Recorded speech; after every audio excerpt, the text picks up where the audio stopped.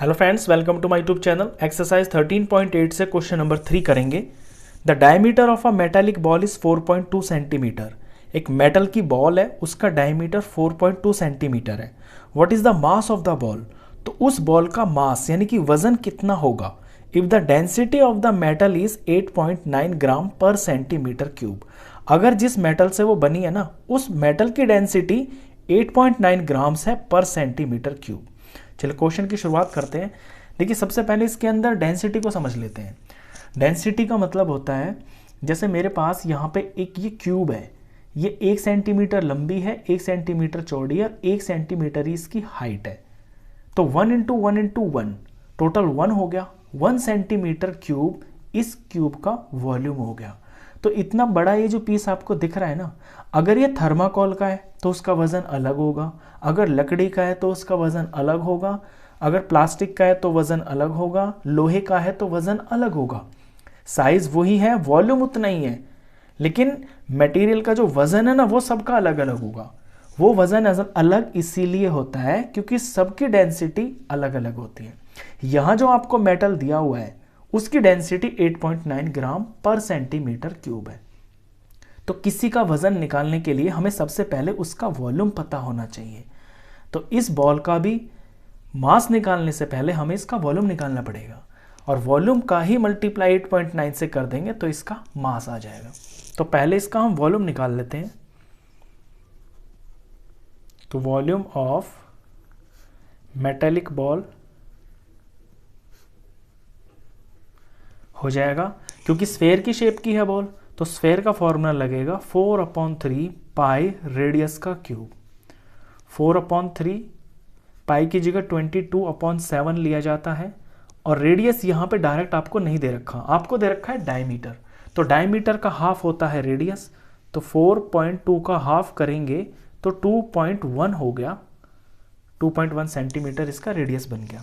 इसे 3 बार मल्टीप्लाई करेंगे क्योंकि रेडियस यहां पर क्यूब में है। अब इसे काटना शुरू करते हैं। देखिए 7 और 2.1, अगर इसका डेसिमल इग्नोर कर दे थोड़ी देर के लिए तो ये 21 हो गया। 21 7 से कट जाता है, 7 1 जा 7 और 7 3 जार हो गया 21। पॉइंट के बाद यहाँ एक नंबर है ना, तो यहाँ पे पॉइंट के बाद एक नंबर होना चाहिए, तो एक नंबर छोड़ के पॉइंट लगाना है। इसी तरह ये 3.3 से कट जाएगा। अगर इसका भी मैं डेसिमल इग्नोर कर दूं तो 3 1 जा 3 हो गया, और 3 1 जार ये 3 हो गया। अब पॉइंट के बाद यहाँ एक नंबर है, तो यहाँ पॉइंट के बाद एक नंबर होना चाहिए, तो ये 0.1 हो गया। नीचे तो कुछ बचा नहीं, जो बचा है वो ऊपर है, उन्हें कॉपी कर देते हैं एक बार। 4 into 22 into 0.1 into 2.1 into 2.1, 5 number आए हैं, पांचों का प्रोडक्ट आपको करना है। तो प्रोडक्ट करने के लिए पहले डेसिमल को आप इग्नोर कर दें, सिंपली नंबर का प्रोडक्ट करें। 4 को 22 से मल्टीप्लाई करेंगे, जो वैल्यू आएगी उसे 1 से करेंगे, जो आएगा उसे 21 से करेंगे, फिर जो वैल्यू आएगी उसे 21 से करेंगे। जब इन पांचों नंबरों का प्रोडक्ट करेंगे तो ये वैल्यू आएगी 38808, और सेंटीमीटर में है तो सेंटीमीटर का क्यूब। अब लगाएंगे आप इसमें डेसिमल। डेसिमल लगाने का रूल ये होता है, अपने मल्टीप्लिकेशन के अंदर टोटल देखते हैं कि डेसिमल के बाद कितने डिजिट्स हैं।